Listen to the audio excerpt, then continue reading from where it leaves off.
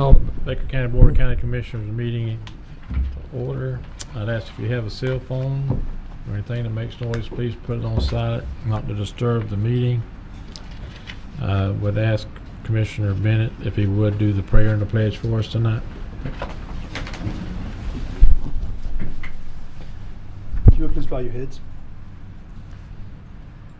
Dear Heavenly Father, we come to you once again. We thank you for allowing us to be here. We thank you for all your many blessings. We ask, Heavenly Father, that as we go into this meeting, that you'll please continue to be with us, that you'll give us guidance, that you'll give us discernment, that you'll lead us in a direction to do what's best for the county overall, and help us to do what we need to do in order to have a successful county. We ask, Heavenly Father, that you'll please be with us, watch over and God protect each and every one of us and our family and loved ones. And we ask these things in Jesus' name. Amen. Amen. I pledge allegiance to the flag of the United States of America and to the republic for which it stands, one nation, under God, indivisible, with liberty and justice for all. Thank you, sir. And with that, I have one speaker card, but if you want to speak to the board, there's speaker cards on the table in the back. If you'll fill one out, get it to staff. Miss Sarah or Kaylin, they'll get it to me, and I'll let you speak at the appropriate time. And moving on to the next is the approval of the agenda. Commissioner, I'd like to pull number 3 from the consent agenda and move it to the first item on the new business. I do have one question about that. Item number 3? Yes, from the consent. Okay. To item number 1? Yes, sir. Okay. Anything else? Move to approve the agenda with the modifications requested. Second. Have a motion second. All those in favor say aye. Aye. All those opposed, same sign. Motion carries. I'm going to ask a question while we get started. Is Commissioner Mann voting tonight or not? Yes. I am. So I did not hear your vote. So I'm here. I was an aye for yes. Okay, I didn't hear it. That's what I was just confirming. Rich, correct me if I'm not mistaken. If they Okay. don't vote, it defaults to a yes. So it's really important if they say no. Am I correct with that? I've never heard that. Okay. No, so yes or no.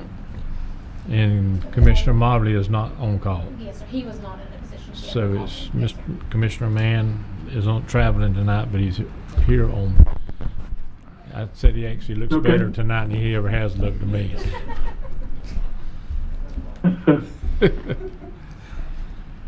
He'd probably say the same to me, though. All right, let's move on. Yeah, move on to the next item. Is the elected officials. I see the sheriff sitting there with his gun on. So, are you talking tonight, brother? Thank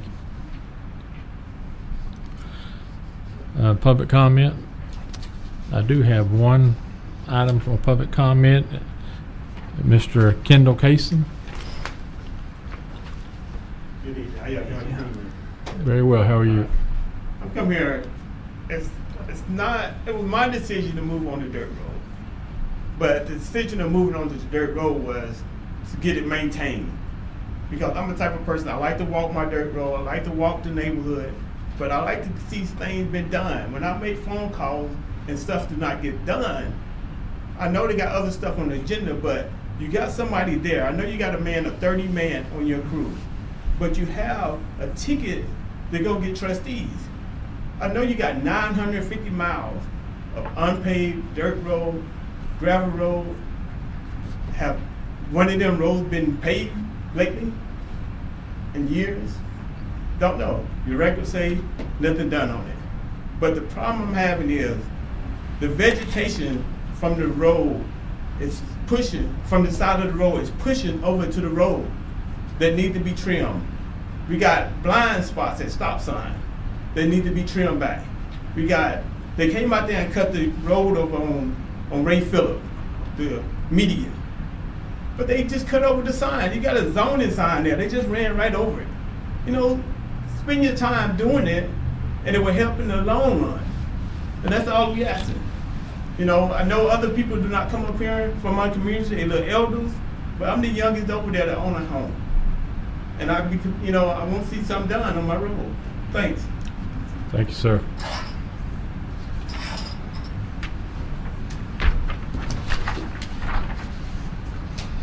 I don't have any other speakers cards, so I'm gonna move on to the next item on the agenda,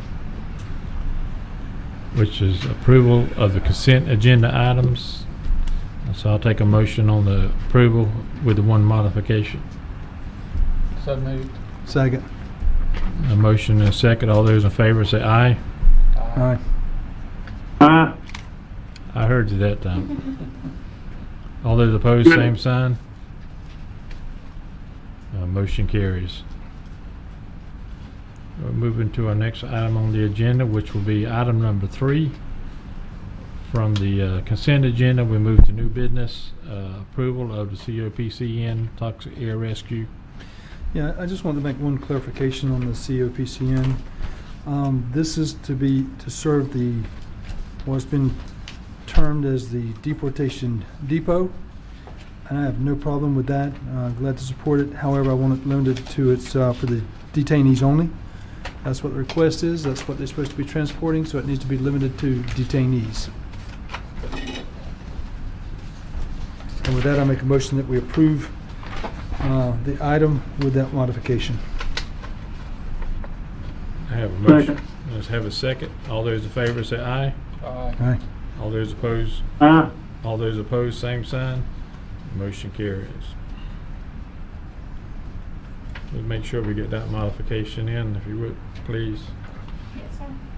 And move to item number 2, which is approval of the purchase of the pumper tanker. Chief Blanton.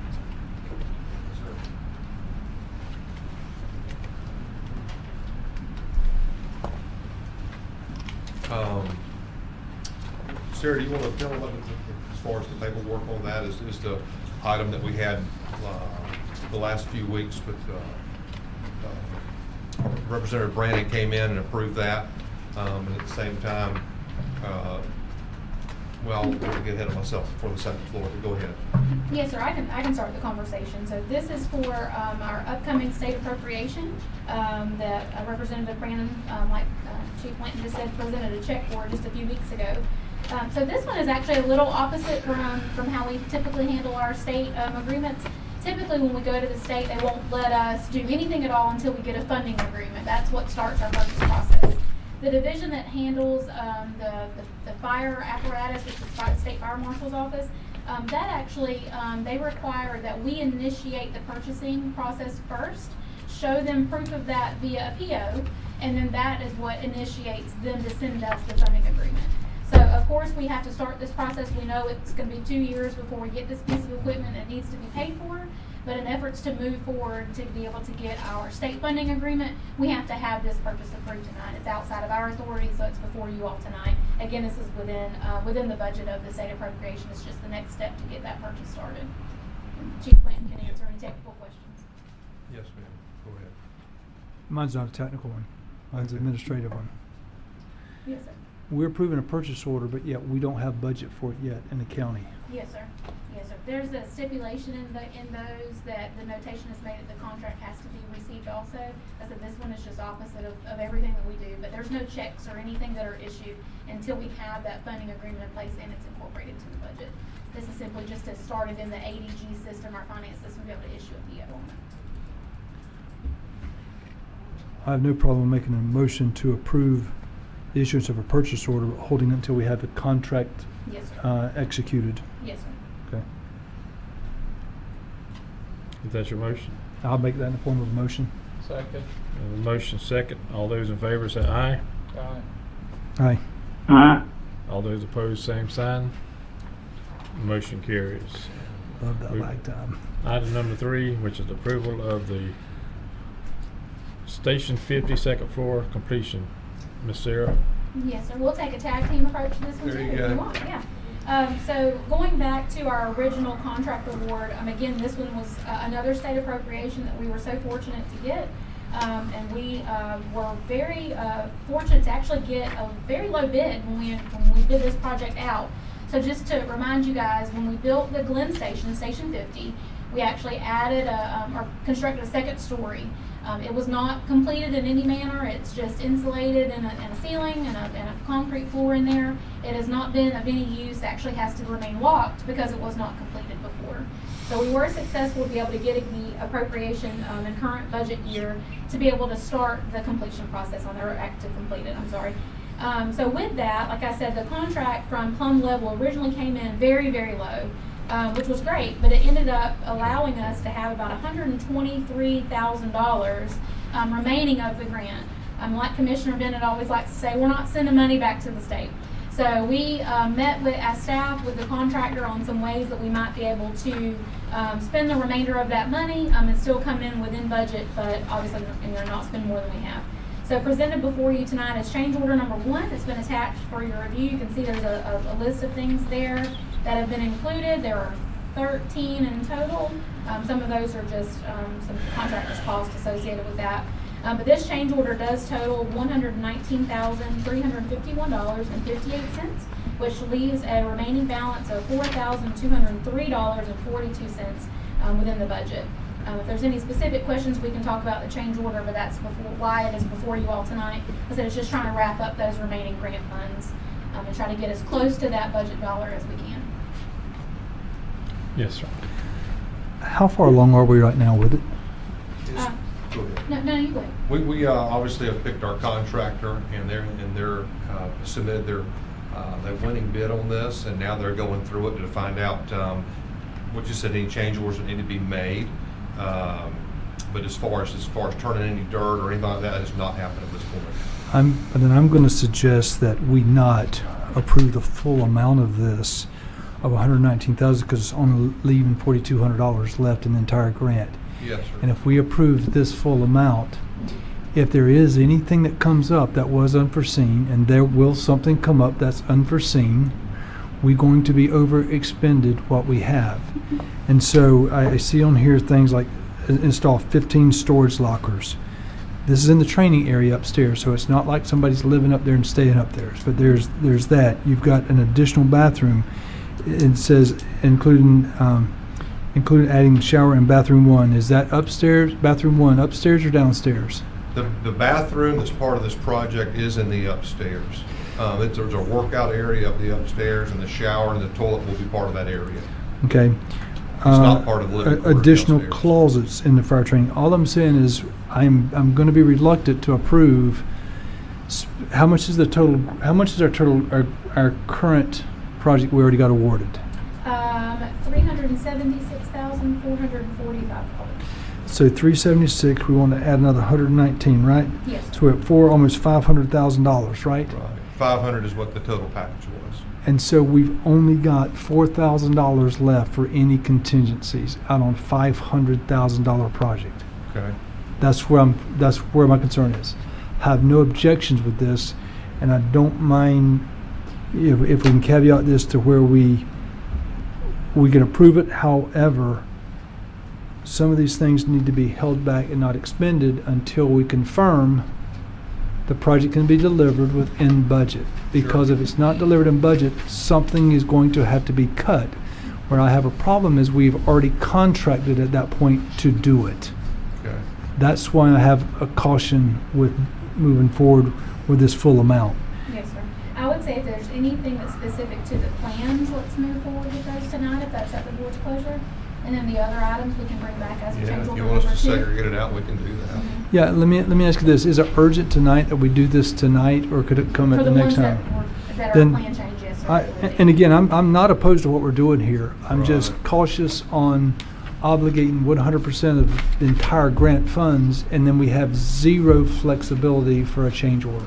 Sure. And it's almost inevitable. You're going to have some issue come up between plumbing for the bathroom, between all these additional things. There's also 30 amp dedicated circuit for these things. That's my suggestion. So are they items here that's really critical for tonight? I've circled a few, I think, that would be in relation to the plans. Item number 1, 2, 4, 7, 9, and 11. And then, of course, 12 and 13 would probably have to be adjusted because those are based on the total amount of the project, because those are the contractor's fees. So he would probably, he would have to change item number 12 and 13 to reflect So just the total. 1, 2, 4, 4, 7, 9, and 11. 7, 9, and 11. And then, like I said, adjusting What 12 and about- 13 to match just those items, yes, sir. What Well- about 8? I don't believe Yeah. that one, the alarm speaker system, I don't think had to be part of the plans. Correct me if I'm wrong. That's, on that. it does not, I no, didn't think that's so, yeah. incorrect.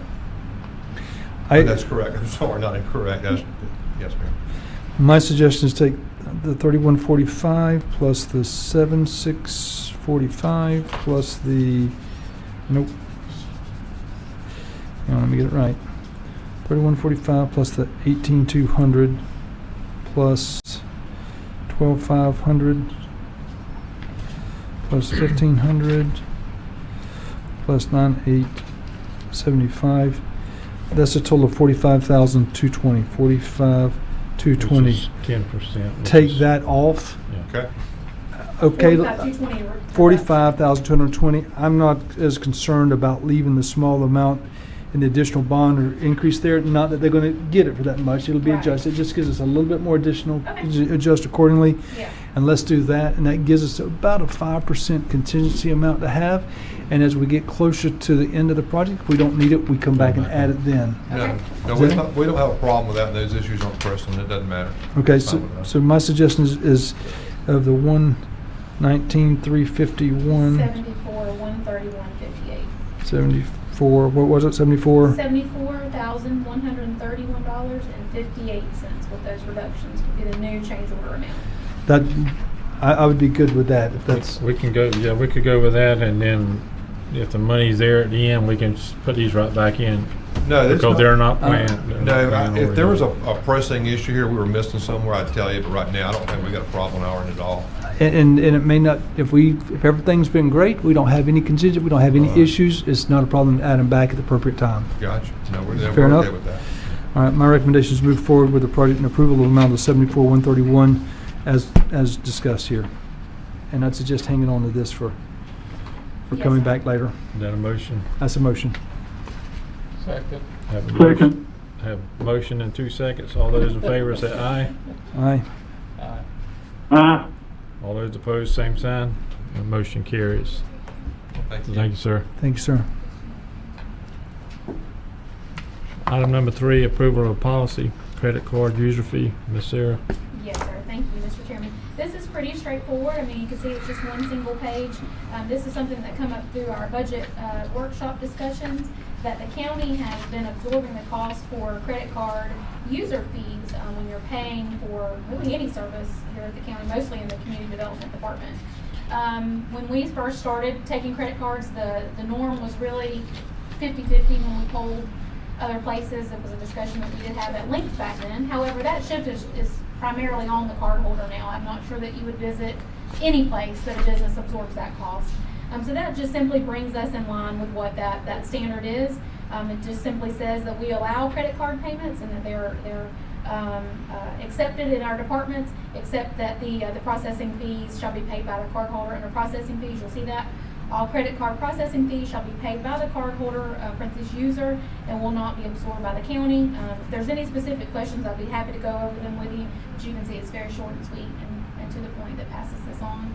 We do have an effective date of October 1, 2025, because we do have to coordinate with our card processing system and make sure that they know what the update is. So they do need a few weeks to make that change, and this would allow for that for them adequate time to be able to do so. And I'll be happy to answer any questions. Questions? Question, Sarah, we don't have an amount defined here. Where do we ever define what that fee is? No, sir. So, in all the other policies that I read, I didn't find any that had a fee listed on what they are because it's specific to your dollar amount.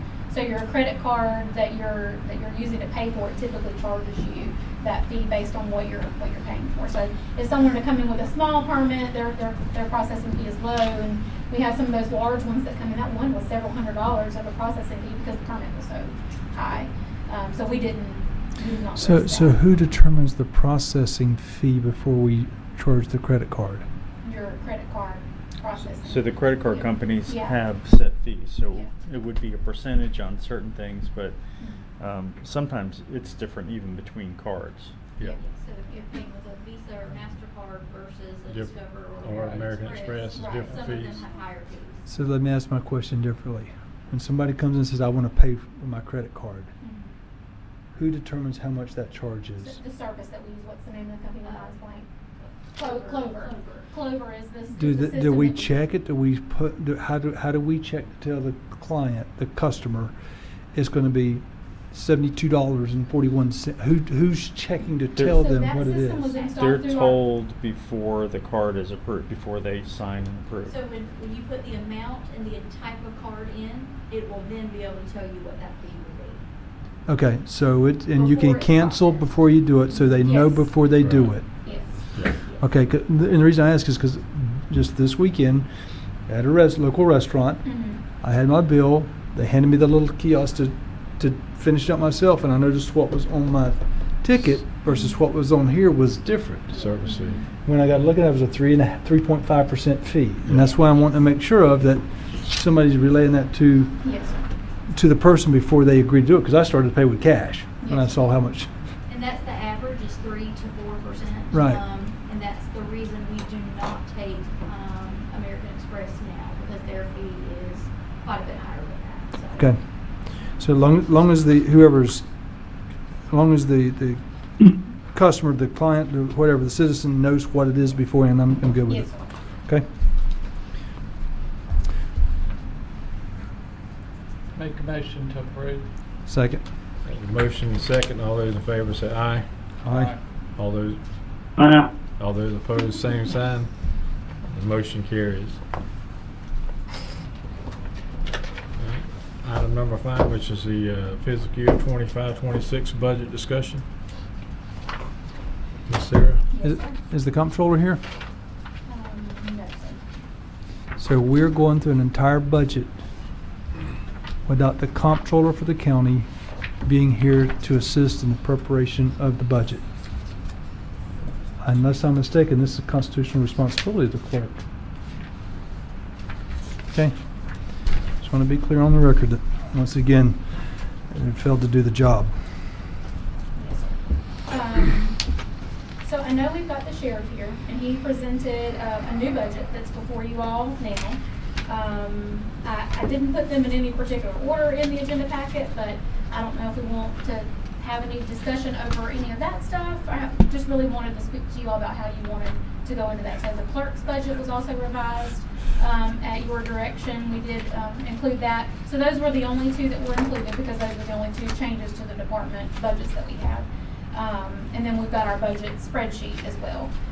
And then just to remind everybody, we do have our public hearing at 6 o'clock to do our formalities of our tentative millage and tentative budget.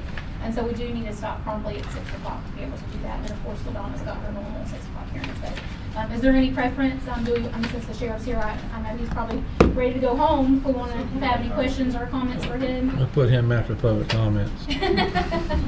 So just to give you guys an update, and I did share this with the commissioners, sheriff. So they did provide us a budget reduction of about $70,000 or so, I believe is what it ended up being. But then with that, we have not discussed the 3% raises for the staff.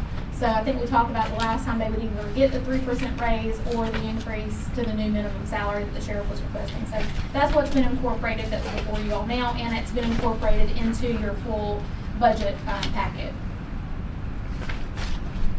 Any specific questions about that one? You guys had a chance. I know y'all had that one for a little bit. If you had any questions about it, or if you were comfortable with that, we'll move on. Did Sheriff, you left your payroll at 50 for your deputies? Yes. Okay. I just wanted to make sure. Yes.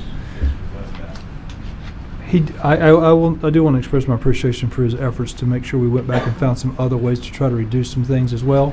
So we've got to a point to where he was able to sustain the 50, but also he did come back with some other Yep. reductions in there to get us there. So I appreciate his willingness and effort to go back to go through that. So thank you, sir. Him and his staff. I know you Yes, didn't do it by well, I himself. say him, it was, that means the entire staff behind him, so. No, I really appreciate it. Across the board, I think that our staff and Constitutional has done a great job. So I want to appreciate it as chairman, going back and taking the hard look without affecting our employees. That's the biggest thing. None of the employees was affected in our budget, and that's a big plus. Thank you, Mr. Chairman. We appreciate those comments for sure. Moving on, if there's no other questions about the sheriff's budget, we'll switch Thank you. over to some of the changes that were presented as part of the clerk's budget. Sarah, are you presenting the clerk's budget? Yes, sir. I certainly can. I myself could care less if you present it or not. It's as simple as this. The clerk's not even here to present her own constitutional budget. And I think that's a bit ridiculous, to be honest with you. And she's expecting the county staff to do her job. And it's been made exceptionally clear in her correspondence and letters to us that says that it is her job, solely her job, and under no circumstances would her authority be delegated to anyone else. She sent that to us in the form of written correspondence. And yet here we are asking county administrative staff to present her constitutional office's budget. And there's things in here that Sarah's not able to answer. The clerk's not here to present it.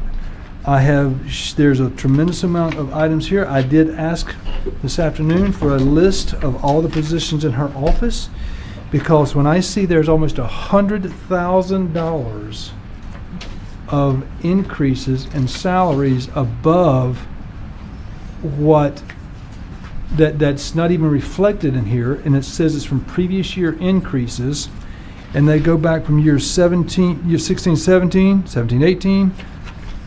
We skipped 18, 19 for whatever reason. 19, 20, 21, 22, 22, 23, 23, 24, and those didn't get added in here, but 24, 25 did. We're talking about $6,500 per employee that's not funded by the Board of County Commissioners, that's funded through the clerk of court side. And we have no more knowledge of what that is than anything else. And quite frankly, until this year, that was never revealed to the county on how that was being done and how we were funding additional costs associated with the clerk side of the business. And it also shows increase. We got we've got a proposing $100,000 salary for a new finance director. We're adding another $60,000 for a assistant finance budget director. And Sarah, it was presented to us the last time that would be a position that really reported here in the county administration office to do that. Yes, sir. But that's completely contrary to the direction that has been given by the clerk that says, under no circumstances would any of that authority be delegated to anybody else. And yet, here it is. And in addition to that, we are also adding $76,000 more for consultant work to do her accountant's job, when we're about to do $180,000 for two positions, and yet we got to spend another $70-some thousand for that. Yes, sir. I'm finding it completely, quite frankly, unbelievable with the level of increase that's being requested here. So we've gone through it, Sarah. If everybody wants else to entertain it, but I'm just telling you from this, it's hard to understand what the clerk is asking, and she's not even here to demonstrate it, and she expects you to justify it. That's not your job to do. Yes, sir. I understand. We did make some changes at the direction of the board. If Chairman, if you'd like me to, I Yes, can just quickly please. go through that. Okay. So one of the questions that we had from the last meeting was, what are their true salaries? So you'll see on, I'm really going to focus on this salary sheet because that's really where the most questions came from in our budget. So this county does not fund 100% of some of these positions. And then you'll see from her list, she's got a lot more employees that she funds solely from her clerk side. So we're only talking about the positions that are funded either 100% or primarily from us. So from on position one, that's Stacy's salary as the comptroller. you can see that we, in parentheses, we only fund 33% of her salary, so that's the reason why that number is reflected that way. And then you've got an accounts payable clerk and a finance clerk. We fund those positions at 100%, so that's a true annual salary for those two positions. Can I ask, why are we funding those positions versus it coming from the? Because they are responsible for the county finance side of that. They don't do anything on the clerk finance side. Okay. The finance director is funded at 'cause I'm reading her salary, at 70% on that one. So Stacy does fund a percentage of that because there is some crossover in that position. It's not just purely county finance that they relate to. So there was a question about the previous director and how much salary she made, and because it was not 100% reflected on our budget, we show that out to the side. So on the far right, you'll see that explanation or comments. We put that in parentheses there, that the old rate at 100% was $84,460. So I think there was some questions about that. So I just wanted to make sure you guys were aware. We did clarify that. With that, the $100,000 salary was included for the new finance director, like Commissioner Bennett talked about. That was a rate that this board felt comfortable with putting in our budget to try to get someone that was qualified in governmental accounting. That position has been advertised. Thank you guys for allowing us to be able to do that. Obviously, we know that new person won't start until after the new budget year, but that advertisement is live.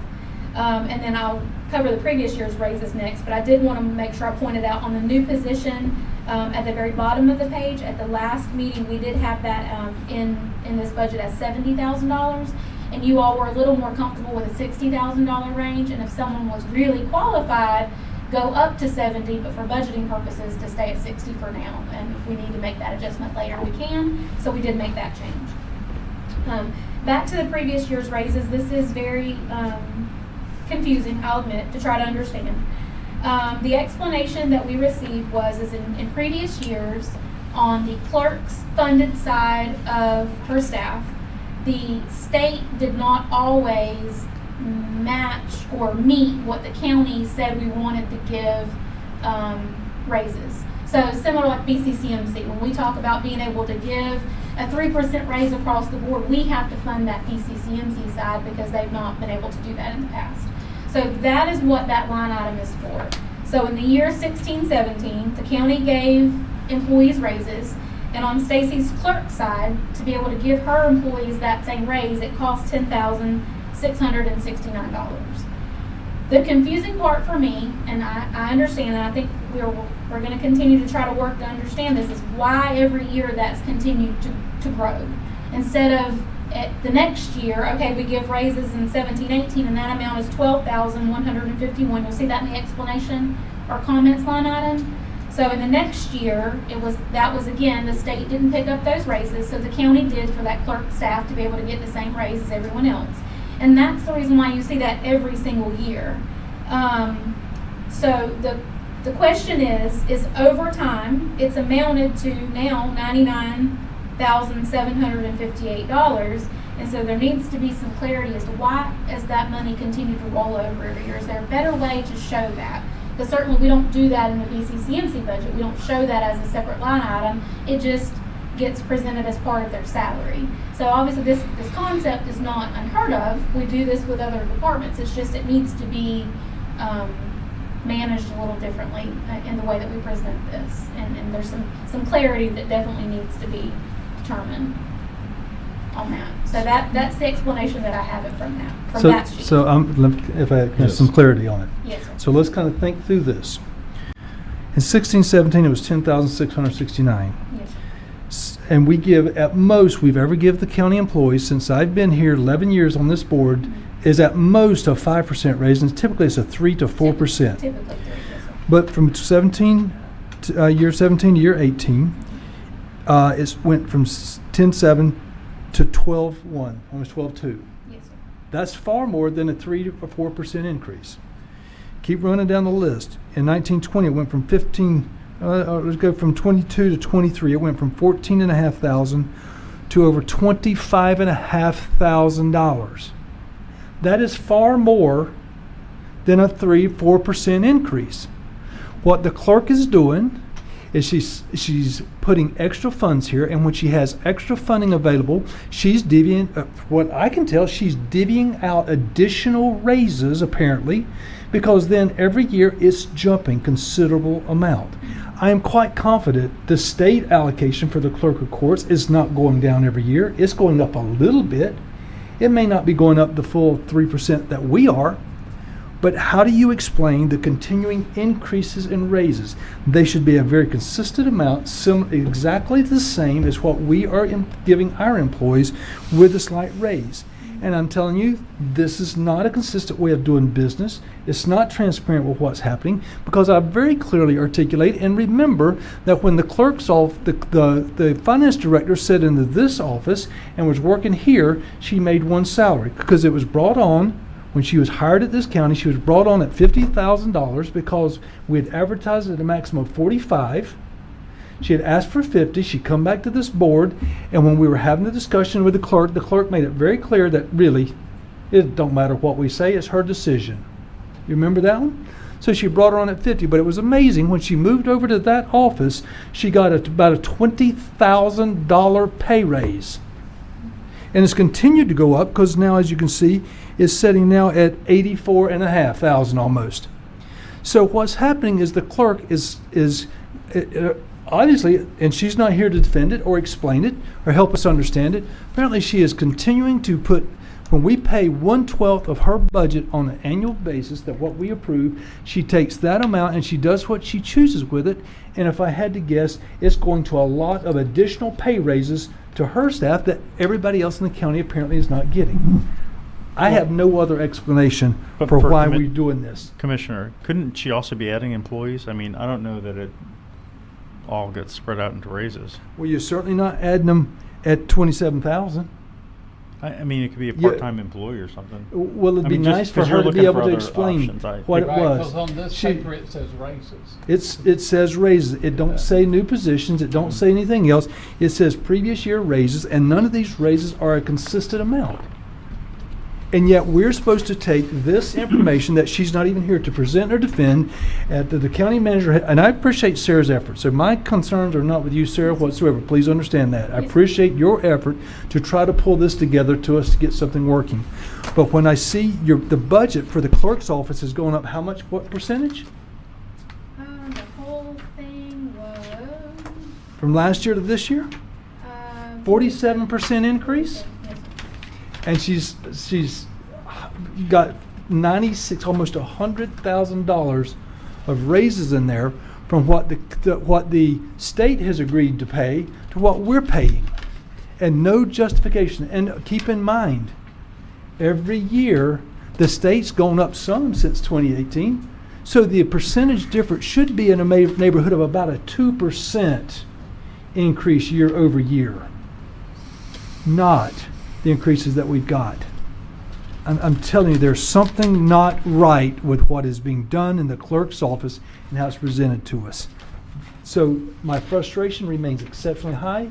My concern for the way the clerk's office functions remains of great concern. And once again, we're looking at a 47.5% increase in the clerk's budget to do the job that's supposed to have been done all along.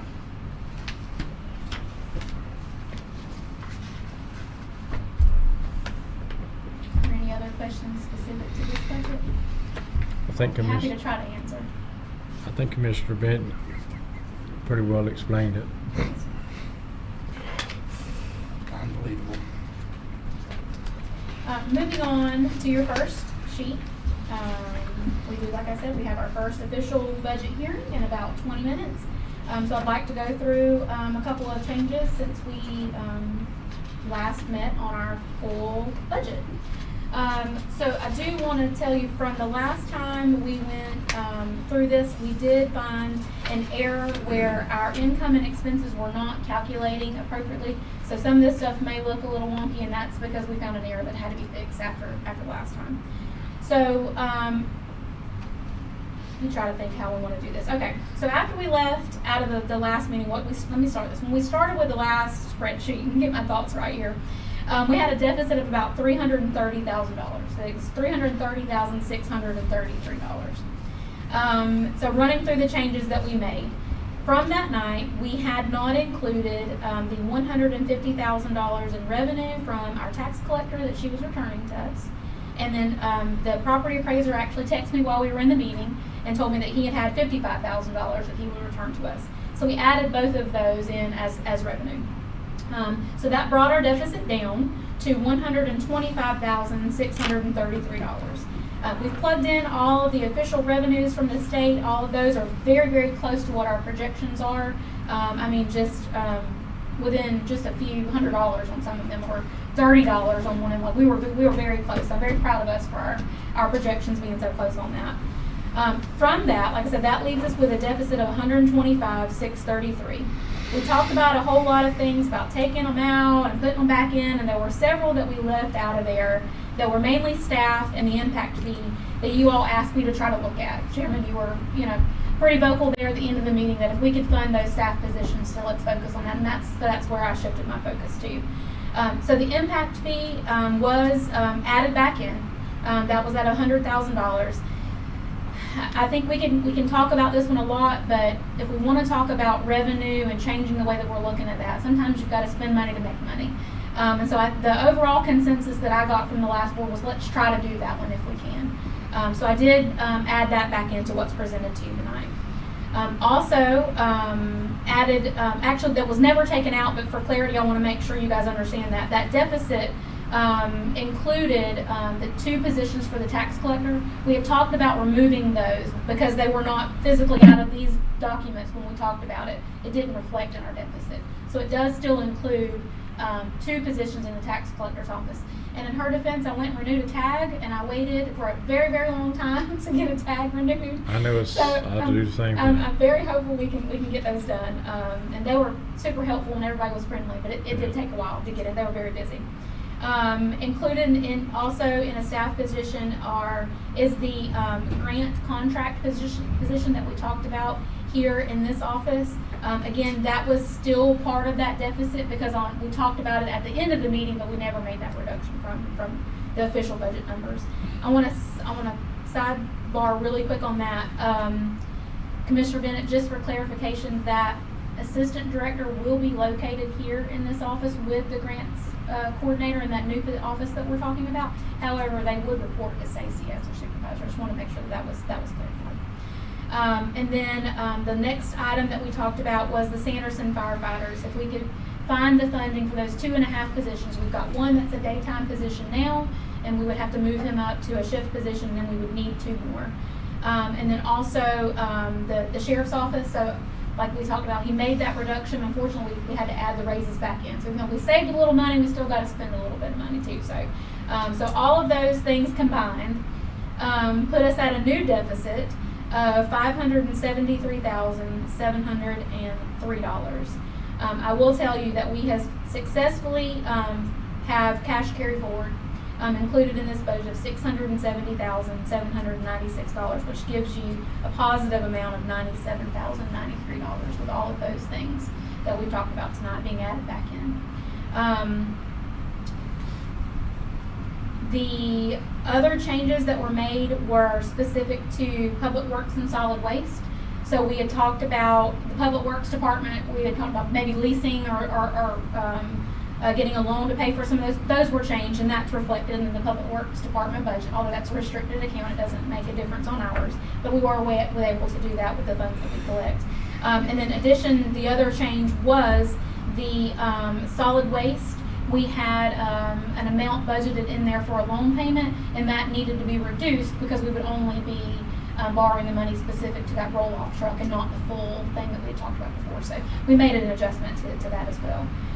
So with all that being said, I think we've made some compromises for sure to get us to where we are now, but I'm happy to report that you don't have a deficit, you do have a positive amount of, like I said, $97,093 is what's presented to you tonight, and that's what will be presented at the 6 o'clock public hearing. I'll be happy to answer any questions. So when we first started these budget hearings, discussions on budgets at all, and we were adopting to set the maximum millage rate that we'd agreed to. We walked in the door and what was presented to us was a $2.4 million shortfall. Yes, sir. And was presented to us that we need to think about giving ourselves the ability to raise the millage rate because we just had such a dire need. Isn't it ironic how miraculously we always have completely recovered from that? At the end of the day, the sky really wasn't falling like they were saying. We walked in the door at the first the workshop, $300,000+ over after finding a lot of additional funding that wasn't made available from the finance department. We found a lot of additional funding. We walked in the door over $300,000 still short. We spent a good bit of time going through making a bunch of cuts. We've since added almost every one of those back into here, all the positions that we talked about, all the main things, the $100,000 that we've added all of those back, funded everything that we spent and cut, and yet we found more money and we still have $100,000 to the good. Yes, sir. It's amazing how that always works out. And we advise the new commissioners, just let the process play its way out. Don't get overly stressed.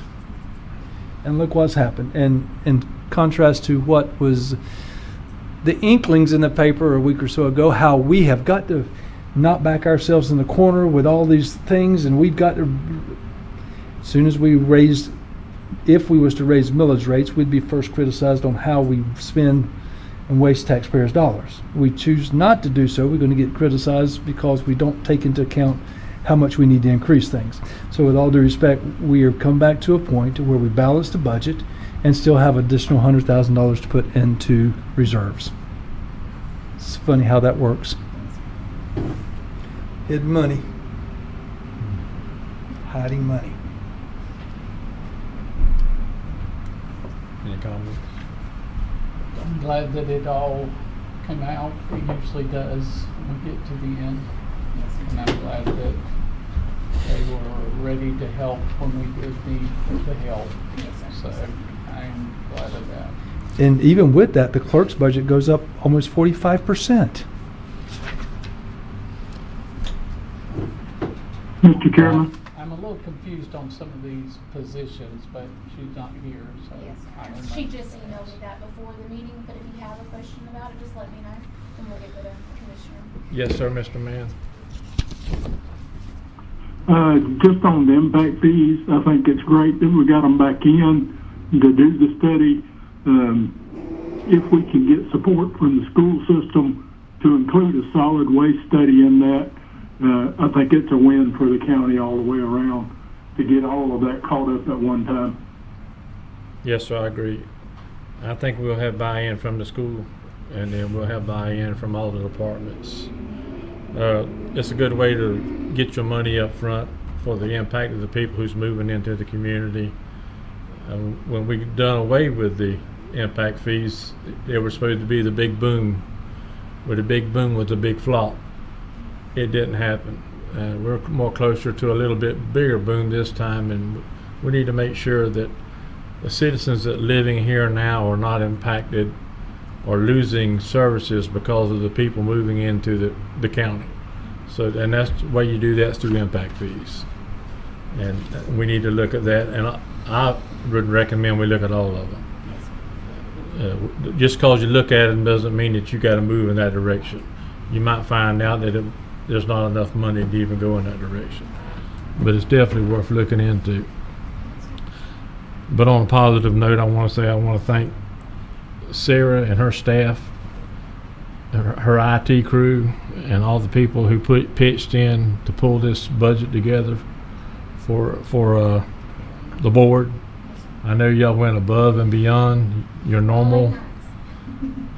y'all's normal job to do what, and to bring us a balanced budget with a positive of $97,000 tonight. Wasn't an easy job, and I know we did in every department I know of, we made sacrifices, and I appreciate that. But I would like to say that I want to thank you, your staff, and for everything that y'all done to get this. To tell you the truth, to be honest, which I try to be honest, I didn't know if we'd ever get here for everything that's happened. For everything that's happened over the past few months, to be in the position that we're in right now, it ain't nothing but by the grace of God and working through y'all to bring this budget to Baker County and be successful, like we always have been. And like Commissioner Bennett says, we always come in a couple, 3 months before we get to this, and it's gloom and doom, and the world's coming to an end. Baker County is going to have to shut its doors, and God always steps up, and He provides everything that we need. And He's provided us with some staff that cares more about the county than they do their own self, and that means a lot to me. And not only in our staff, but you can see it on our road department, our fire department, across our sheriff's department. These guys work 80 hours a week to protect us, and I'm just honored that we can step up and finally do something for them. Yes. And I appreciate the sheriff fighting for his men, because I would have done the same thing. And I can tell you for a fact, $50,000, I still wouldn't put your uniform on. To be honest, I wouldn't do it. But I want to say I appreciate the staff, the effort, the commissioners for all the hard work, all the thinking and out-of-the-box decisions that we've had to make. And I am real glad to say that we could come back and put the staff portions of this budget back in, because we need every one of those staff members. There goes the sheriff. He's going to go get somebody. Make that trip around the block more than once, it's going that fast to get some attention. But other than that, I have nothing else. Thank you. I just want to quickly say, I know we've got a few minutes before our public hearing, but we appreciate the comments from you all. The last couple of weeks have been pretty stressful on all of us. We've all been wearing some different hats that we don't normally wear, on shoulders that are already pretty burdened with big jobs already. And so everybody, honestly, has pulled some extra weight. And I just want to say thank you publicly to our staff that's done that. It means a lot to be able to have that. Our staff's done a yeoman's job to do another constitutional officer's responsibility. So thank you. Thank you. And with that, Mr. Chairman, I don't have anything else. If You don't want, have anything? Maybe take a break before Yeah, the we 6 have o'clock? 7 minutes, so let's just take till 6 o'clock. Yes.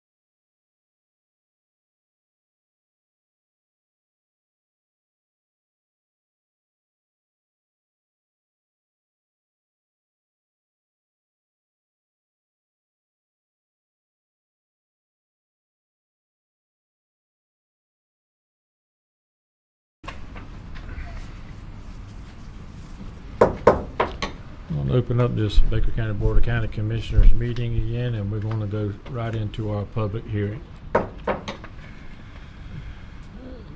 Baker County tentative millage and budget hearing.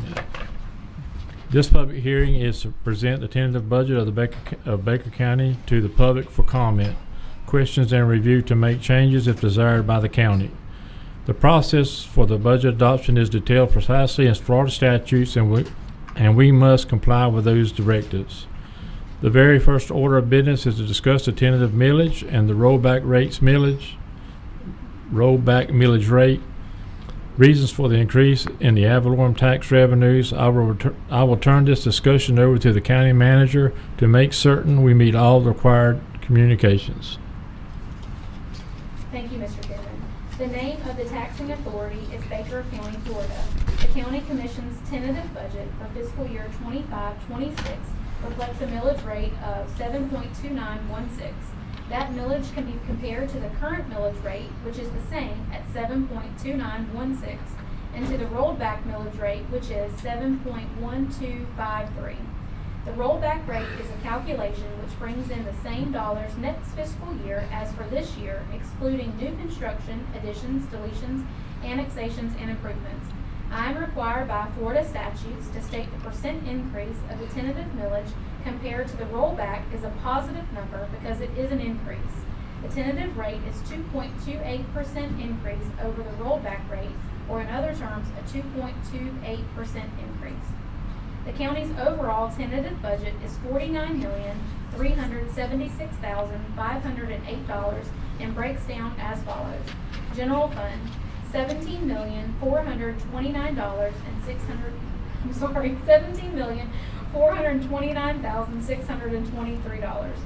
Fine and forfeiture, $9,569,964. Road and bridge, $4,815,078.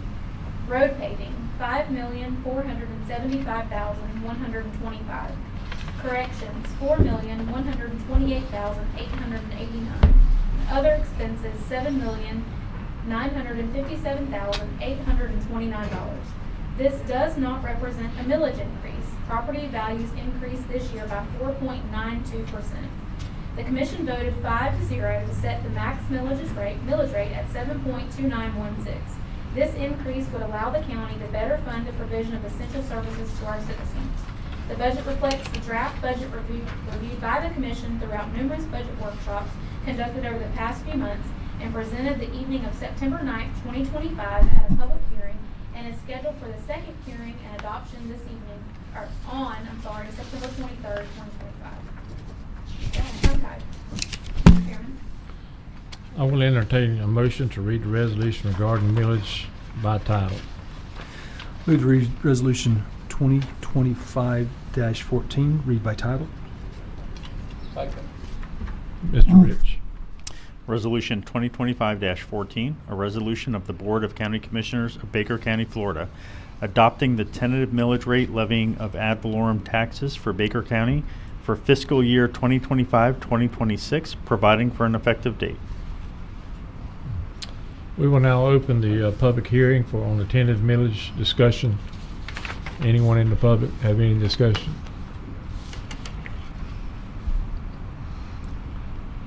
Hearing none, we'll go with a roll call vote. Do we vote on this time? Yes, sir. You vote on the tentative, and then you'll vote again on the final. Okay. Do you want me to call for the roll call? Yes. Commissioner Hartley? Yes. Commissioner Anderson? Yes. Commissioner Bennett? Yes. Commissioner Mann? Yes. Approved unanimously. I will entertain a motion to read the resolution regarding the tentative budget by title. Move to approve Resolution 2025-15, read by title. Second. Resolution 2025-15, a resolution of the Board of County Commissioners of Baker County, Florida, adopting the tentative budget for fiscal year 2025-2026, providing for an effective date. We will now open the tentative budget up for discussion in the public. Anyone in the public have any discussion on the tentative budget? Hearing none, I will take a roll call vote. Ms. Sarah? Commissioner Hartley? Yes. Commissioner Anderson? Yes. Commissioner Bennett? Yes. Commissioner Mann? Yes. Passed unanimously. That's all we have on that? Yes, sir, that is all. Ms. LaDonna has some Okay. public hearing items for you as well. Before I was gonna ask her to come up, I was gonna make sure. Yes, sir. Thank you. Ms. LaDonna? All right, good evening. So the first thing I have for you, back in June, you guys approved two new subdivisions. I know last meeting we approved the resolution for the final plat review to be handled by our county manager, but both of the subdivisions that were approved in June, you guys had requested to see the covenants and restrictions information with that final plat review. So for those two developments, we felt just it would be best for you guys still to review the final plat on those. So we have one of them for you tonight, and it is for the Sadie Pines subdivision. It is the subdivision that was located off of US 90 out towards the DC and the county line. So you should have the all three plat pages in your packets, and you should have the covenants and restrictions as well. I went through those covenants and restrictions. The two main things that we had discussed was the maintenance of the easements and the roads. And if you look on page 8 and 9 of the covenants and restrictions, they're laid out there. And then the second thing we had spoke about was the stormwater maintenance to be done by the HOA as well. And that is on page 28 of the covenants and restrictions. So I also have all three plat pages for you to view in the PowerPoint. These 3 pages have already been reviewed by staff and all of the reviewing agencies as well. So our county surveyor, Public Works, Environmental Health. This was sent to pretty much everyone that signs. And they have made all of the adjustments that were requested. And so you see the first page is the dedication and the signature information. The second 2 pages, the development itself is broke out into 2 parts just so that you can see them a little better. So that is page 2, and then page 3 is the backside of the development. So if you have any questions, I'm open for questions. Just to be very clear, the HOA is the ones responsible for all the roads and ponds. Yes. And sorry, I'm just glancing through. One of the things that caught my eye was it talks about single family use. All lots shall be restricted Yes. to exclusive single family residential use. These are restricted to conventional built homes, correct? Yes. Okay. Yes. I'll be clear of that too. Any other questions from any of the commissioners?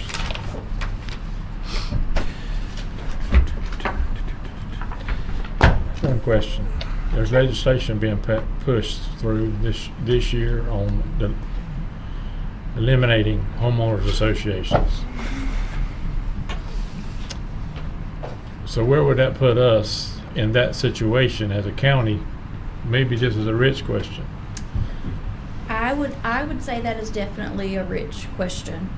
It just means the restrictions would be enforceable. I mean, that's kind of the legislative intent, is the concern that some HOAs have kind of gone too far and they're foreclosing on people's properties for minor infractions. So I think that's something that as you go up for Rural County Days and meet with our legislators, to express the concern that because we have been able to utilize HOAs to the county's benefit to make sure, not any financial benefit to us, but to make sure that future property owners are informed as to kind of what the status of the property is and the roads, etc. I hear it's got pretty good traction. I don't know yet. I'm more concerned about the property tax issue than the HOA Well, I'm worried issue. about both, but we're not So, there yet. Yeah. We'll talk about that later. Yeah. But this is could be an issue. Oh, absolutely. For everything that we've done with the homeowners association for this just to go away.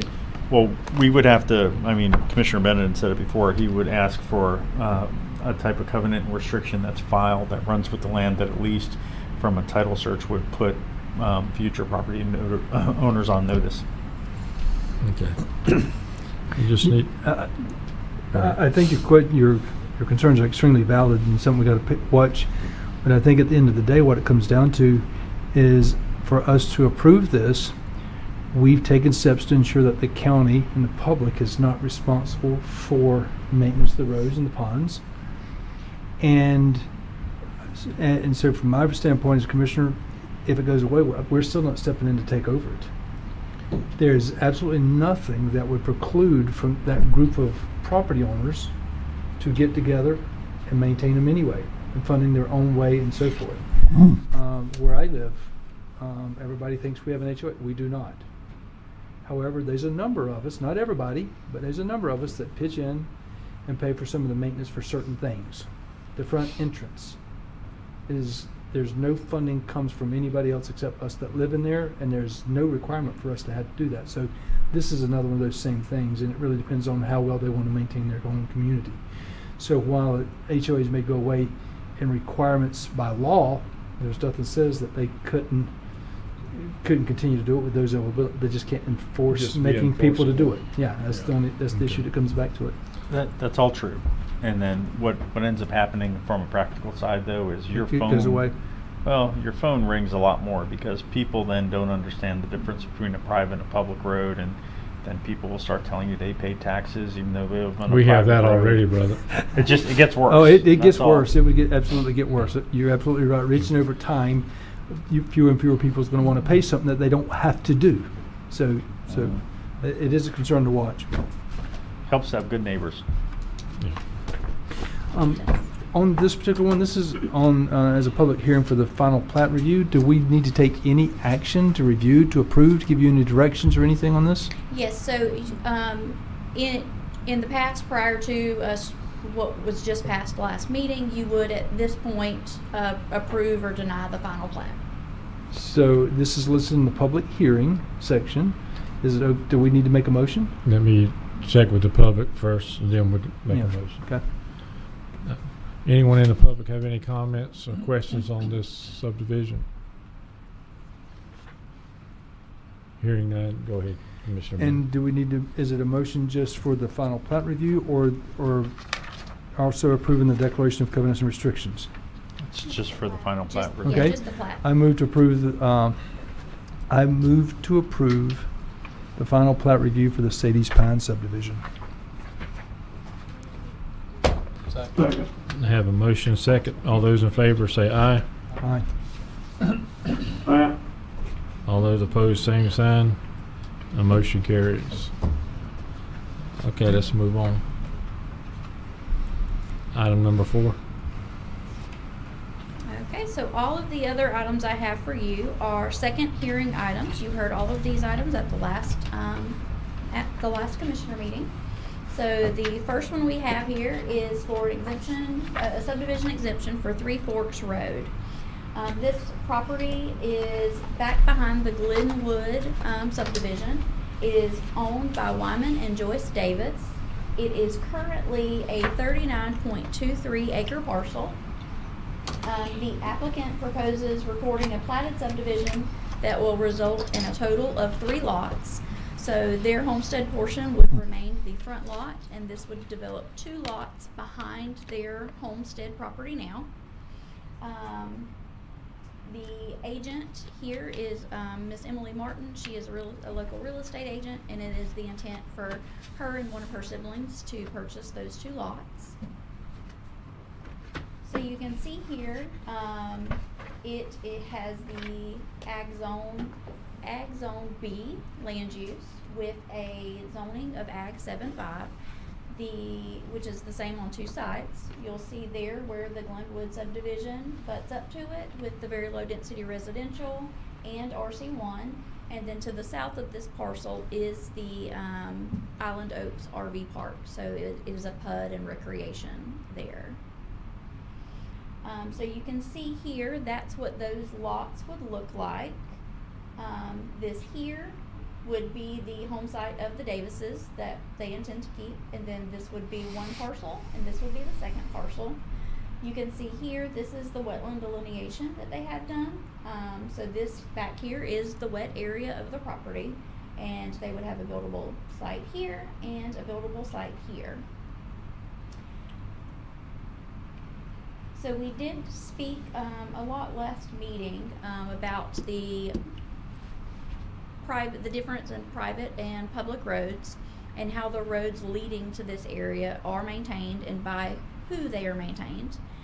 So this 39-acre parcel does have access right now through the development and up to Three Forks Road, which comes to the Davises property. So this here is the easement that has been developed for these back two parcels. So this is where Three Forks Road comes in, and then you see there's a 30-foot easement for ingress and ingress that goes along the Davis property and then to the other parcel here. So that's where it sits there. So with that, we're not considering a land use or a zoning change. The new lots that are proposed to be developed would meet the current land use and zoning standard of the 39-acre parcel. With that, staff recommends approval, and LPA recommended approval as well. I know the neighboring property owners and the applicants have had a lot of conversation about the roads and the maintenance of the roads, and with this easement that's being proposed to go with it, I feel that we have satisfied those needs at this time. Do you have any questions? Any questions or comments from anyone on the board?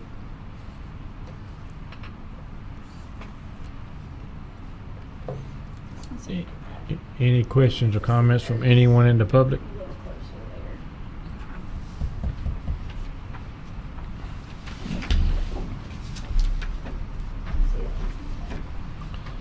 The only comment I have is I was glad to see that the owners and the subdivision work together and they come to a solution, and that's good to see.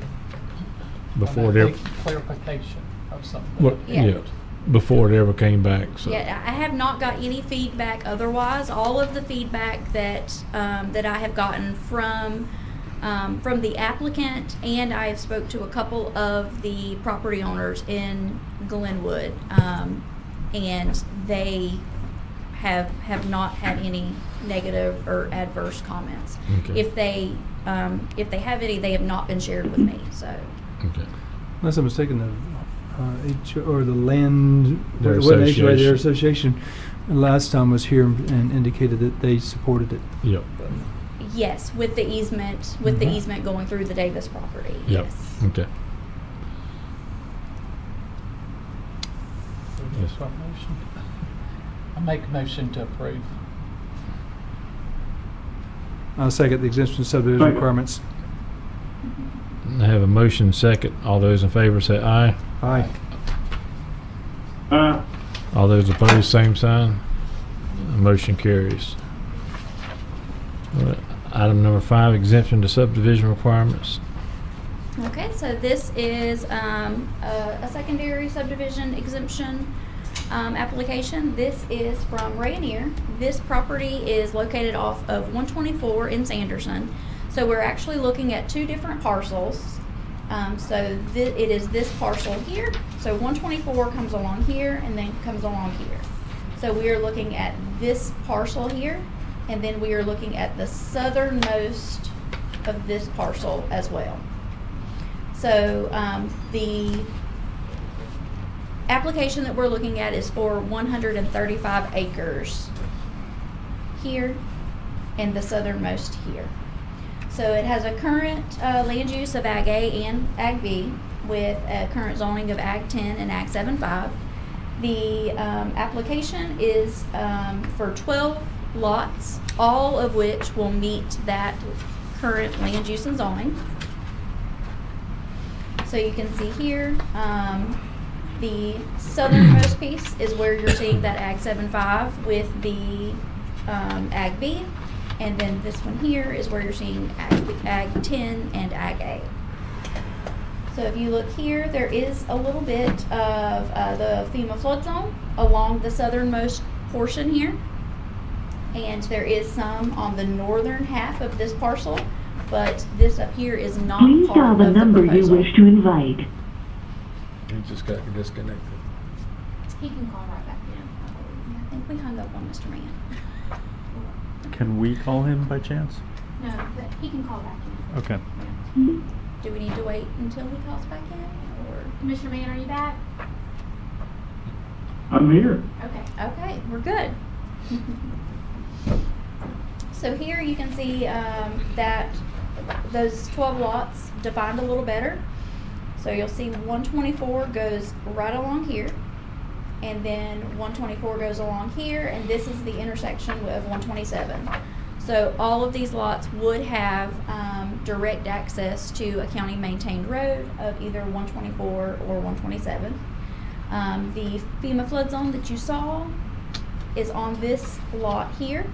And if you look at the lot breakdown, this lot is quite a bit larger than the others to encompass the wet area onto that lot, so that there's still plenty of buildable area. So I put this here just, it's kind of a, you can kind of see those lines a little better and see those footage requirements. Each lot is at least 300 feet wide, so there's plenty of room for driveways. We did speak last meeting about ensuring that each lot only has one point of access. So when we are actually working on the plat portion, we will ensure at that point that each one only has one point of access.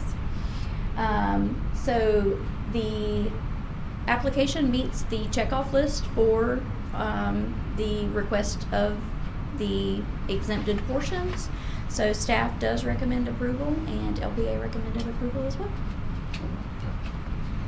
Questions or comments from the board? Mr. Chairman, Yes. we had talked about some restrictions on driveways, so we've made the properties maintainable of the highway frontage, and I had some concerns about why they were asking for an exception. I spoke with Ms. Combs today. I'm confident that the county's not giving up anything. They didn't need the road exception, so I'm okay moving forward with it. Just in full disclosure, my property does adjoin this property, so I'm not opposed to it going forward. Okay, thanks, sir. Anyone in the public have any questions or comments? Hearing none, what's the pleasure of the board? I mean, we will approve it. I'll second it. Have a motion second. All those in favor say aye. Aye. All those opposed, Aye. all those opposed, same sign. Motion carries. Item number 6, small scale land use. Okay, if it's okay with you, the next two applications are companions, so I'll present them together. Yes, ma'am. So this is for ordinance number 2025-31, a small-scale land use amendment with a request from Agriculture A to Agriculture B, with the companion ordinance number 2025-32, a rezoning request from Agriculture 10 to Agriculture 7.5. So this parcel is currently owned by William and Martha Roden. This parcel is off of 229 South towards the Union County line. The parcel currently has a land use of Ag A with a zoning of Ag 10. We would consider this lot legally conforming. It was 10 acres at one point, and they gave out a family lot previously to a child. So that does put it under the acreage threshold for that land use and zoning. But because it was originally, it originally met those parameters, we would still look at it as a buildable lot for all of those building and zoning purposes. However, at this point, they would like to give an additional family lot to a grandchild. So at the time a family lot is issued, they have to meet that current zoning and land use standard. So that's why you are now having a request to go to 7.5 and Ag B, so that they would be able to give that grandchild a family lot. So you'll see everything in this area does have that agriculture zone A and Ag 10. But if you look at the two parcels to the side of it, they do not meet that acreage requirement. Those were family lots that were given from other parcels. Other than that, most of them in this area do have that 10-acre minimum. The ones that do not have been either the product of a family lot. They were either the family lot or a parcel that gave a family lot. So I know we've talked about this before, but one of the benefits of having these larger tracts of agricultural land is to be able to have that flexibility to give family lots to your children and grandchildren. And staff recommends approval just to kind of keep you still keep that rural character while allowing your children and grandchildren to live there with you. So staff recommends approval. LPA recommended approval as well. Any questions? Questions or comments from the board? Any questions or comments from anyone in the audience? Hearing none, what's the pleasure of the board? Move to approve ordinance 2025-31, read by title. Second. I have a motion and a second. Mr. Rich. Yes, sir. Ordinance 2025-31. An ordinance of the Board of County Commissioners of Baker County, Florida, making a small-scale amendment to the Baker County Comprehensive Plan by reclassifying approximately 8.22 acres of real property owned by William and Martha Roden from Agricultural A to Agricultural B, providing findings by the Board of County Commissioners, providing direction for recording, providing for severability, and providing an effective date. I have done this all night, but it just hit me. I haven't closed the public hearing, going back into a regular, and we've been voting. Is that okay? It's fine. Bless you. It's fine. Bless you. Well, I'm gonna do it the right way this time. I need all the blessings I can get. Now you got me all confused. I finally asked a question and you're making me nervous. All those in favor say aye. Aye. All those opposed, same sign. Aye. I forget about Mr. Mann over there. All those opposed, same sign. Motion carries. We'll go back into our public hearing. Move to approve ordinance 2025-32, read by title. Second. I have a motion and a second. Ordinance 2025-32, an ordinance of the Board of County Commissioners of Baker County, Florida, amending the Baker County zoning map by reclassifying approximately 8.22 acres of real property owned by William and Martha Roden from Agricultural 10 to Agricultural 7.5, providing for a change of zoning, providing direction for recording, providing for severability, and providing an effective date. We'll close our public hearing. We're on a regular meeting. All those in favor say aye. Aye. Aye. All those opposed, same sign. Motion carries. Thank you, ma'am. And we are in our regular scheduled meeting, so we'll move on to pending business report.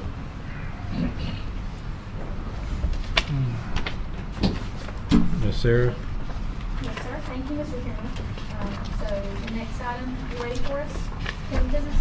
Yes, ma'am. There are not a tremendous amount of updates tonight, full transparency. We've been in budget mode the last few weeks, but we'll run through the list and go over a couple of things. COA bus wash, again, that project has been closed out on our end. It's just making its way through the states with DOT. We've submitted all the documentation on that one. And like I said, just waiting for confirmation of reimbursement of funds on that one. Moving down the list, the St. Mary's Cove Boat Ramp Phase 2, you guys were presented a set of plans at our last commission meeting, and we did make some suggestions to our engineer on that bathroom design, and we will get that back from the engineer once those changes are made. So that continues to move through its process. On St. Mary's Shoals Park, we are looking for one camp post. We do have a vacancy there. We've had one application received, but if there's anyone else that's interested and would like to apply, we certainly would entertain other offers. But if not, like I said, we will be conducting an interview with the one applicant in the very near future if we don't get any new ones. No issues with the applicant, just want in full transparency, we are looking for one. Miss Sarah, on yes, the sir. Shoals Park. Yes, sir. There, when you come in, we done the gate on the front side, and you go through and you come out and get on the main road and you turn left, or you can turn right and go back toward the houses. Yes, sir. We need to get a gate up right there too. Okay, you know on the dirt road side? Yeah. It can be a gate with a key, so that I know the staff has to go through there. Ambulance might have to go through there. Yes, sir. But what's happening is they're going through doing everything right, but then they're turning around and they're coming back, running up and down this way. So if we can just put another gate there, Okay, like where it comes out on the Equipel Right. end? Okay. that way they'll have to turn left and they can't turn right. Yes, sir. We can certainly look at that. Thank you. Council on Aging, so that project has been closed out. We talked about it at the last commission meeting. There are some issues with the air conditioner and refrigerator, just I think some things that need to be worked out. So we are working on a meeting with everybody that's kind of involved with this project. Just sit down and make sure we've got a good plan, you know, that all of these things aren't going to be issues in the long run, that we can come up with a plan to make sure they're taken care of. Again, the contractor's been very responsive and sending people out, but we have had some issues, specifically, like I said, with the air conditioner, the refrigerator. We've got some humidity issues, I think, in kind of the pantry area that need to be worked on, and so we want to sit down as a group and kind of make sure that Yeah, there's several items they could do. They could do some kind of dehumidifier Right, and right. install that Right. would pull all that moisture out of that building. Right. They got many of options with that, but the air conditioning problem, they need to fix that. Yes, sir. That I is, know they've had techs out that just is about rid- every day. I mean, that's every day I get an email. Yes, sir. Yes, sir. Airs out. And Something it's- ain't right. And it's a brand new building. Brand Yeah, they new. found some faulty wiring from the manufacturer equipment or whatever, and that was all changed out. And we thought that was the problem, but honestly, I haven't gotten any this week. About This any week I've problems. been, which Yeah. it might have been because I was in Georgia. And Yes, I sir. don't Well, want no, to. I haven't gotten any contact. I either, might but- get them. They fall in later Yes, sir. on, but. Yes, sir. It has been. Last been week, frustrating. every day. Yes, I sir, mean, it has and been that's frustrating. just unacceptable. Yes. And I know they're trying, Right. but We got to get it resolved. it needs to be Yes, sir. fixed. Yes, sir. So we're working on that, trying to get some dates and times that will work for everybody to try to sit down and have that conversation. Moving on down to the courthouse generator appropriation project. So our vendor is a local vendor, CTEL, actually has begun a little bit of work. They've been working on some site prep actually just here behind our building and where that generator is going to be. They're also running some conduit right now and working with FPL on the planning. There's not any wiring that have been done or anything, obviously, because we're waiting on that actual generator to get here and then do the cutover switch once we're ready for that. So we have seen some progress in the last week or so on that one. Now, Again, like I said, that was just a I don't want to push you back, but the DAV Sports Complex, have we got some type of plan or anything? Yes, yet? sir. Yes, sir. I'm sorry. I didn't mean to skip over that one. I know that you've been busy with the budgets and Yes, sir. We do. wearing We many have- hats, but We have a draft set of plans for the restroom concession area. We were waiting on the contractor that was helping with that was trying to get some firm construction dollars for okay, us. no problem. I just Yes, didn't sir. know where we was at on Yes, that. sir. We are making some progress on it. It's been a little slower. I think our volunteers have been very busy with their regular Right, jobs. I understand, We're I trying to be a understand. little patient with them. But yes, sir, they are. They're working on it for us. In fact, I'd hope to be able to get us to sit down as a group in the next couple of weeks and to be able to kind of firm up our schedule. This Little League season will be here before we know it. So I know we'll that's get why some that's why I'm asking Yes, these sir. questions. Yes, sir. Moving on down into the Sanderson Center, at our last commission meeting, we talked about the need to get multiple bids on some of those projects because of our purchasing requirements. So we are working on that. actually spoke with Mr. Moore today via email and asked him if he had some other contacts too to send them my way. That we had kind of started reaching out to some of our vendors, but we'll continue to work on that one as well. And the last item on our list is the Community Development Department permit software. I apologize, LaDonna and I have both been super busy in the last few weeks. I haven't even had a conversation with you about it, so I don't know if there's an update. I asked this week. Okay. If we could set some dates for training Mhm. and if we could get an updated invoice. I haven't heard back yet. Okay. But I did ask yesterday morning. Okay, so about where we were at the last meeting, but we'll continue to keep you informed as that progress moves forward. Like I said, we're about 75% completed on that one. And unless there's any other questions, that's really the updates that I have for tonight. Any other questions or comments? Expense report over Mr. 5,000. Chairman? Yes. Yes, sir. I just want to mention again, the OSD part, we need clarity on what we need to do next and when we can do something. You know, it's a very well-used park. It's in a great place, but we don't own it, and we can't invest in it or keep it up. So I would like to see us get clarity and move forward with that. And I know I brought it up in past meetings, but I think we need to commit to moving forward some way. Thank you for the reminder. I meant to add that to this list. Let's go ahead and put that on the pending Yes. business report so we, Rich, if we can take some time this week to talk about that one. We'll say, and I can update you a little bit. I did some research and I spoke with a probate attorney, and essentially we'll have to do an heir search, Mhm. and we'll have to make a decision as to whether or not we're going to move forward with probate. okay. Well, let's have that at our next meeting. Yes, sir. After we get through this budget process, let's Okay. have that, let's start that discussion on where we want to go with that. Yes, sir, certainly. I will add it to the pending business Yeah. report. I apologize. I meant to do that and let it slip That's my mind. okay. Yes, sir. We're not fussing at you tonight. We'll wait till next week. Thank you. That's all I have, Okay. unless there's anything else. Expense report over 5,000. Any questions for Miss Sarah? Any updates on the American Rescue Plan, Miss No, Sarah? sir, not at this time. Any audit updates, 23, 24 audit updates? I do. I will be Commissioner Mobley for a few minutes. Yes, sir. So we did get an emailed update this morning from James Moore and Company on our audit. And if you don't mind, I'll just read it. Yes, Okay. that'd be good. Hope you all are doing well. BOCC. We want to thank your team for the time and effort you've dedicated this past month to provide nearly all the requested support. While the Suralink is about 95% fulfilled at this time, that's the request that they have, their system. We are outstanding for an updated version of the trial balance, which is a high priority item. The audit is about 60% complete at this time. Once we receive the updated trial balance, we will be able to shift resources to move forward with audit procedures. As our team continues to work through the remaining steps, we anticipate steady progress in the coming weeks. Next item, clerk audit completion is 80 to 90%. The request list fulfillment is at nearly 100%. Sheriff, audit completion is still around 80 to 90%. The request list fulfillment is at 100%. Others, property appraiser, tax collector, supervisor of election, the audit procedures are completed up to this point. There are no outstanding items. And that is the update from this week. I do have a question on the audit. Who is going to provide the information that they need to So finish the audit? the staff from the contracted firm CKH, they have a CPA that has been on site for several weeks. He's actually not on site now. He's still working just remotely. His name is Emil. Emil has been very involved and digging very deep into our systems and doing a lot of work actually. But he has been the point of contact for that. And that's his focus is completing that audit. And he's the one that's going to do the trial balance? Yes, sir. they need? But I was.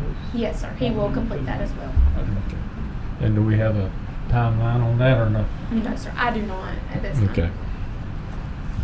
We just make sure we keep J-Lac in the loop. Yes, me and his What- wife. We're friends. I'm gonna have to take her Can to we lunch get or an something. update on timeline? Yes, Can sir. we ask that next Yes, sir. This was just from an email. We do have a bi-weekly phone call where we all talk about those projects. Okay. We just haven't had the phone call. So the only information I have tonight was just the email from the auditors, not any responses from anyone that's involved with it. Okay, thank you. Anything sir. else on the audit? No, sir, I do not. Okay. Any commissioners, anything else on the audit? Okay. We'll move on to our next item on the agenda, county manager. No, sir. I think You sure you don't have anything else? I think I'm good. Thank you, though. Mr. Rich, Nothing, sir. Thank you. I thought you would say that the FSU beat Alabama or something. Hey, listen, my Gator brethren, Got me football talk today. you know what? I'd like to see them show up against LSU this week. Oh, So goodness. I said that for a good reason. He forgot what hat he had on. I wouldn't wear it neither. I'll know it. Oh, that, yeah. You'll know me when you see me next time. Oh, I had to do that. Oh, goodness. Commissioner comments. Mr. Mann, I'll start off with you, being as your remote. Okay, I just thank the IT people for getting me patched in tonight, and I thank the board and everybody for allowing me to join in virtually. Well, you're welcome. Like I said earlier, it's the best you've ever looked to me, so I appreciate you being virtual. Thank you. Commissioner Hartley. The only thing I want to say is I drove by the Taylor Park. It looks really nice. It does, yeah. Did you get out and play? Did you swing? I Yeah. figured that. Well, don't break It was a anything. little too hot. I didn't want to get on the slide. It is a huge improvement. Yeah, Much it looks needed, for really sure. nice. Yeah. Yeah. It's a great job. That's all. Commissioner Bennett. One of the things that, when we got to get through this current budget approval process, which we'll get through at the next meeting, but I'm going to ask Sarah for us to start doing a little research on budgeting. I have concerns on how we are currently handling budgets, how we're tracking it, how we're keeping up with it, and we've got hopefully there'll be a new CPA that has some clue as to how to do government accounting coming on board, and the extra person here to help get our bills paid, quite frankly. But I want to make sure that this board clearly understands, and I think it's going to entail changing how we do budgets here at the county level when we start getting into it. We are currently only approving the budget for the portion that we fund as the Board of County Commissioners. However, constitutional officers also receive funding from other sources, and nobody's giving approval of that overall budget anywhere along the way. And quite frankly, from my perspective, that's not the proper way to budget. You budget the total expenditures that we expect to be written out of a county account, plain and simple. Budget is the authority to spend money. Now, of that, there may be a portion that the county pays from our county generated revenues, and the rest of it may be coming from other outside sources. And just for example, the sheriff's office has funding comes in from ICE, it has funding comes in from the marshals, it has funding comes in from, I think, a little bit from the school, from where they pay some for some officers, whatever. So there's other funding sources, but we are only approving the budget for the portion that we are giving. Who's giving authority to expend those other resources outside what we're given budget for? And this becomes evident to me when at the last meeting that the previous finance director was here, we had to approve a $7 million budget adjustment for expenditures that had already occurred outside of the budget. This tells me our budgeting process, there's something wrong with it. Our overall budget's what, about $45 49 million, 45. right? 45 million. And we had to amend the budget by over 7 million for expenditures that had already occurred. There's something wrong with that process. And so what I'm going to start asking is for some guidance to come in, whether it's from the Florida Association of Counties, somebody to let's come in and have a conversation and help us understand what is the appropriate way to budget. Because I know how I'm in a governmental entity right now, and I can assure you how we do it is your total budget is the total amount that's expected to be spent from county, period. If the county writes a check for it, you should have authority to spend that money. Now, the revenue where it comes from may be different sources, but the budget should be approved as one budget. That's the way I see it. But I want to make certain that that county government should be operating that way as well. So before I say we're not doing it correctly or doing anything wrong, I'm not saying we're doing anything wrong. I just think we're not doing it very well. And there's really two different type of budgets that you need to deal with. One is the operation budget. That is your operating budget. That's to pay for salaries. That's to pay for the electric bills. That's to pay for normal paper and supplies that you have to run the office. That's all your normal operating expenses. That is a budget. Secondary to that is a capital budget.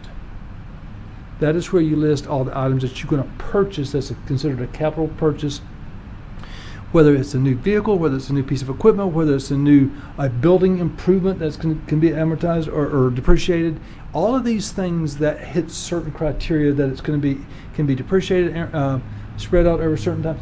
Those things should be a capital, and you should manage a capital budget separate. We don't do that. We intermix it all together. We intermix, and now at the end of the day, you're going to approve a budget that includes both of them. But right now, we intermix operation money with capital money with whatever. Well, it's in my budget, and I can shift anything around in the budget that I won't just switch it from operations to capital and so forth. And the answer is, well, it's in my budget. I think we can do a better job to understand where we're at and what's happening from a budgetary standpoint. So I certainly am not I certainly do not intend to muddy up the water where we're at right now. And Lord knows we're trying to muddle through it now. But we've got an opportunity here now that's presented itself where we're going to have an entire new finance team that's coming in that can help guide this, but we need to make sure we're guiding it in the correct manner. Because I don't think that guidance is coming from the clerk's office, but this board approves the budget. This board approves the county budget for all county offices, including every constitutional officer. If we didn't have to approve their budgets, they wouldn't be coming to us. So from my standpoint, we have an obligation to make sure the budgets are being done right.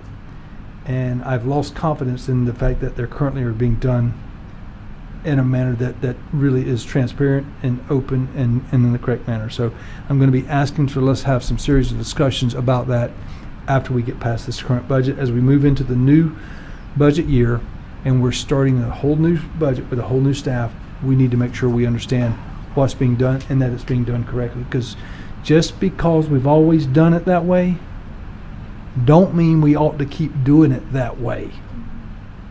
I had a button, my staff back at DOT, when I moved over to head up the urban office, I'd keep asking questions because I didn't know. I honestly didn't know. Everybody on that staff knew the stuff more than I did. So I kept asking, well, why are we doing it like that? Well, why are we doing it like that?